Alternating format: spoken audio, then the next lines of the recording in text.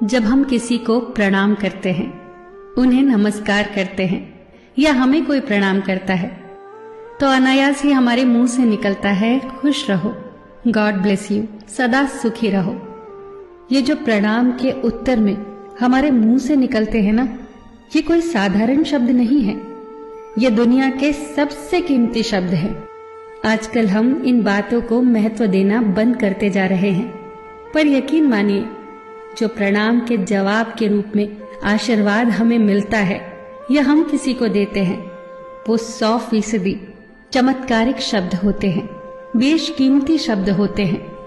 एक बहुत प्यारी कथा कहने जा रही हूं। महाभारत का युद्ध चल रहा था। एक दिन दुर्योधन के व्यंग से आहत होकर भीष्म पितामह यह घोषणा कर देते हैं कि मैं कल पांडवों का वध कर दूंगा।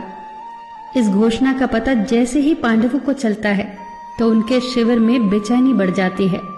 सभी को भीष्म पितामह की क्षमताओं के बारे में पता था, इसीलिए सभी अनिष्ट की आशंका से परेशान हो जाते हैं। तभी श्री कृष्ण द्रौपदी से कहते हैं, तुम अभी मेरे साथ चलो। श्री कृष्ण द्रौपदी को लेकर सीधे पितामह भीष्म के शिविर में पहुंच जाते हैं। श्री कृष्ण स्वयं तो शिविर के बाहर खड़े हो जाते हैं, पर वो द्रौपदी से कहते हैं कि अंदर जाकर पितामह भीष्म को प्रणाम करो। जैसे ही द्रौपदी ने शिविर के भीतर जाकर पितामह भीष्म को प्रणाम किया, तो पितामह भीष्म के मुख से द्रौपदी के लिए ये आशीर्वाद निकला, अखंड सौभाग्यवती भव। जैसे ही ये आशीर्वाद उनके मुख से निकला, उसी क्षण उन्हें स्मरण हो आया कि आज ही तो उन्होंने पांडवों के वध की घोषणा की थी और स्वयं ही उन्होंने द्रौपदी को अखंड सौभाग्यवती रहने का आशीर्वाद दे दिया।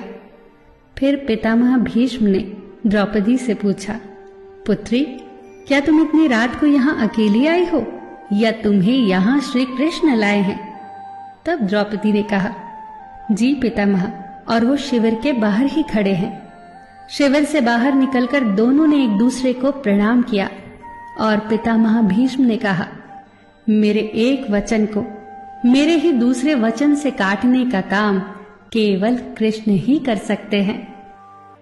शिविर से वापस लौटते समय श्री कृष्ण ने द्रौपदी से कहा, तुम्हारे एक बार जाकर पितामह को प्रणाम करने से तुम्हारे पतियों को जीवन दान मिल गया है।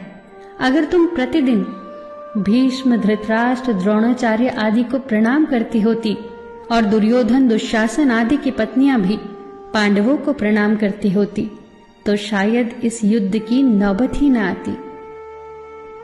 जो हर घर में कलह कलेश का वातावरण रहता है, वो कहीं न कहीं इस बात के मूल से जुड़ा है कि हम संस्कार भूलते जा रहे हैं। हम जाने अनजाने अपने बड़ों की उपेक्षा करने लगे हैं। याद रखना कि हर चीज पैसे से खरीदी नहीं जा सकती, और ये भी याद रखना कि हर बात का जवाब गूगल से नहीं मिलता। उसके लिए बुजुर्गों के पास भी बैठना पड़ता है। शरीर की खुराक के साथ साथ हमारी आत्मा को भी खुराक चाहिए, जो संस्कारों से हमें मिलती है। हम भूलते जा रहे हैं आशीर्वाद के महत्व को।